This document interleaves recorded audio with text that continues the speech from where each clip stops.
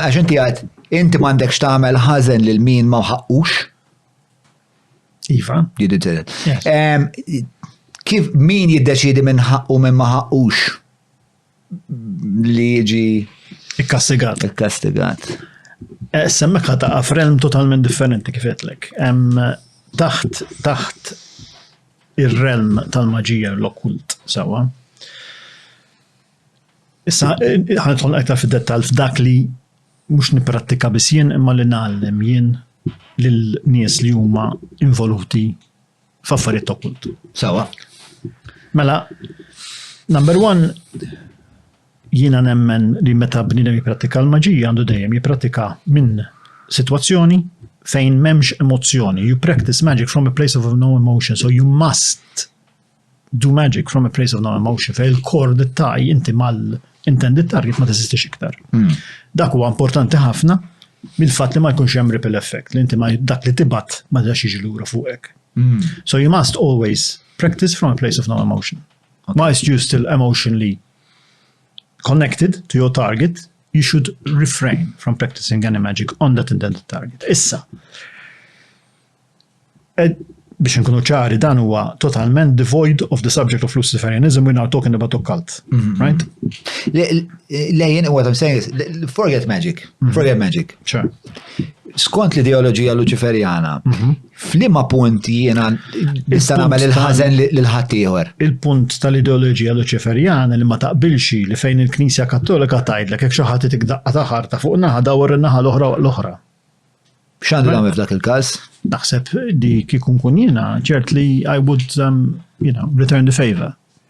Okay. Because in the first instance they shouldn't have done that. But li qed ngħidu li huma instigaw is-sitwazzjoni, inti qatt m'għandek tinstiga dik is-sitwazzjoni. But it is fallacy, and I think it is also something which is not practiced by many. And it's also written into our law, no? Self-defense. Like if jekk xaħat jidħol ġew bħalissa waqt li qed nagħmlu l-podcast. Jien il-Wejza. All right. I'll be a close second, but Wejza first. Tajjeb. So it's like the eye for an eye, tooth for a tooth concept. Which exists. So doesn't that make the whole world blind, said Mahatma Gandhi? Fil-Bibbja wkoll eye for an eye, tooth for a tooth. Is it? Għajna lajn senna l-senna. Ġifieri mhux neċessarjament eżattament dawar wiċċek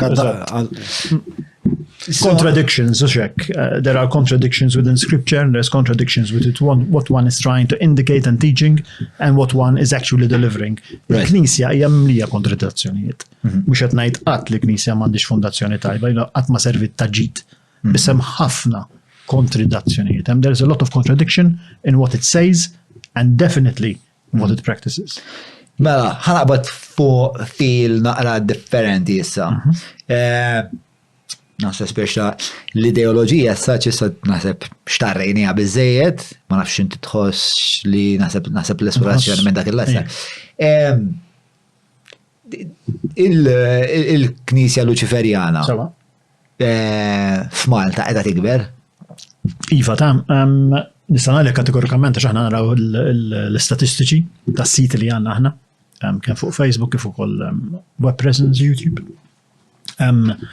L-interess li tkellmu fuq Malta, sax ovvjament l-appeal Luċiferjan huwa worldwide. L-interess għal Malta certainly huwa qed jikber kemm minħabba l-nies qed jedukaw ruħhom fuq is-suġġett u jaqraw u jaraw li dak li qed jinkiteb u jingħad that they find resonance with, li jsibu li hemm affinity ma' dak li aħna qed ngħidu sewwa. Problema li nqalat għal Malta speċjalment ma teżisti ma' dinja kollha li kif tafu il-Knisja Kattolika minħabba eventualitajiet li nqalaw f'da l-aħħar perjodi, f'da l-aħħar snin, tilfet ħafna mill-kredibilità. X'ġara? Hija ħaġa tajba li ġara hekk le, hija xi ħaġa ħażina, u ħanajdek għalha hija ħażina. Għax meta l-bniedem jieqaf jemmen, ħajħalli void f'ħajtu. Spirituality is very important. U meta inti ħalli void and they're not believing in anything, then you have a struggle of consciousness. Therefore, now we have people that have literally stopped to believe. And therefore, they have a vacuum. It's the Nietzschean problem, this. And it's a problema kbira kemm bil-ġenerazzjoni li tila, kif ukoll bin-nies attwali, bin-nies. U inti temmen li xiex li daw in-nies għandhom ifittxu il-Luċiferjanizmu. Jiena nemmen li daw in-nies għandhom ifittxu xi ħaġa li tagħmel complementive to the materialistic situation of life.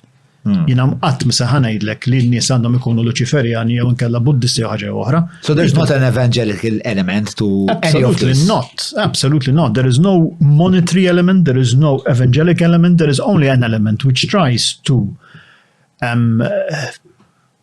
sort out a situation where people find affinity and growth and spiritual growth. And values. Value, exactly. Xtedit mur lura għall-idea ta' xismu ta' Nietzsche, we have killed God and there's no amount of water that can wash the blood of my hands. Kif min jisizbal the death of God? Yeah. Li spiex ta' la darba tilt Once you kill God, there's no value structure. Enter Nazism, communism. I am totally against the fact that the church has lost control of the population. It lost control of the population because of its own doing. Because it made people think. People are no longer living in the Middle Ages. Da madomx lura kif kienu qabel fej il-Knisja tiġi tgħidlek isma' int ma tixdeħel il-ġenna tak ma tagħmilx hekk u hekk. People have advanced. So you see value in the church? I definitely see value in the teachings of Christ.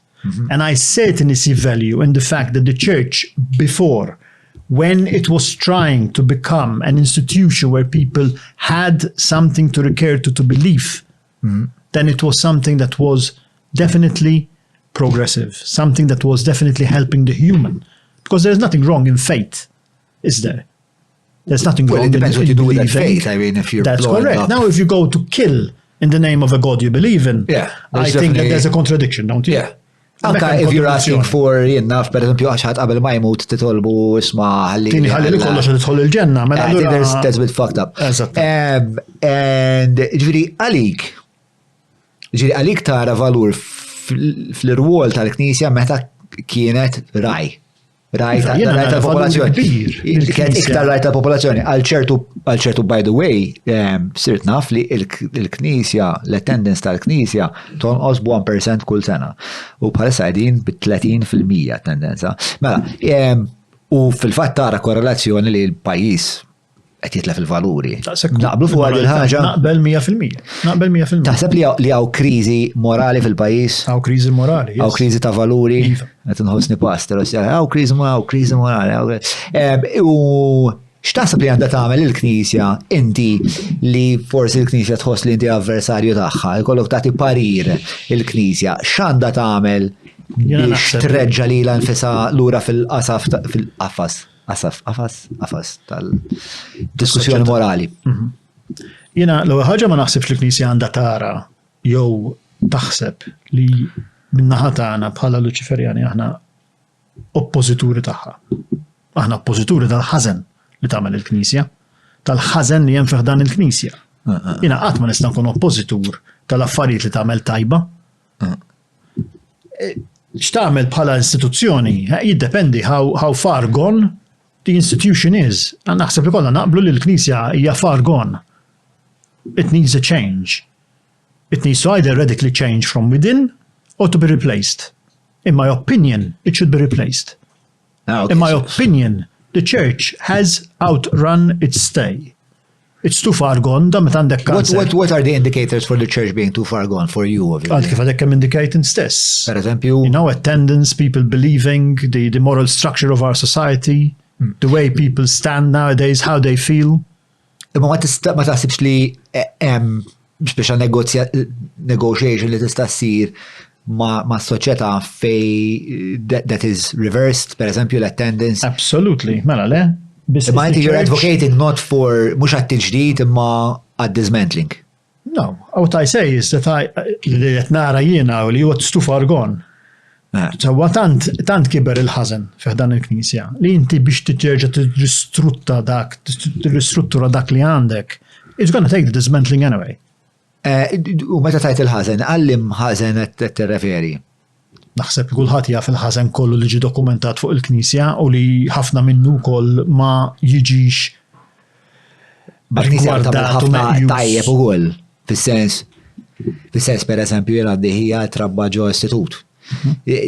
Nalla kien il-Knisja li iltqajt ma' nies mill-Knisja li laqat stupraw, laqat għamlu xejn. Li spiex ta' imnebħa minn dil-figura ta' Ġesu Kristu, imnebħa mid-dottrina kristjana u mill-jinnaf daw l-organizzazzjonijiet li kienu jitħadmu fihom. Biex kienu jagħmlu ħafna ġid il-nies bħal hija, jew jagħmlu ħafna ġbir ta' fondi biex jitejbu il-ħajja ta' daw it-tfal. Jiġifieri hemm ukoll tajjeb li speċjal. Li qed ngħidu hawnhekk naħseb. Inti għalik meta tagħmel somma tara li hemm iktar ħażen milli tajjeb. Dak mingħajr dubju. Mingħajr dubju. Mingħajr dubju, meta inti għandek istituzzjoni li hija tant b'saħħitha kemm politikament kif ukoll finanzjarjament. Sewwa, fejn il-poter sar daqshekk importanti, mela ma taħsibx inti li hemm problema fejn din l-istituzzjoni sippoġġi stabilita biex tgħin in-nies. Però biex inti ssib xi ħaġa oġġettivament ħażina fil-poter? Jien ma nsibx, jien ngħid il-poter. Ma nsib xejn ħażin fil-poter jekk il-poter li qed ħadden jiġi użat għal fini tajbin. Meta l-poter qed jiġi użat għal fini mhux tajbin, mela hemmhekk ovvjament hemm il-ħażen.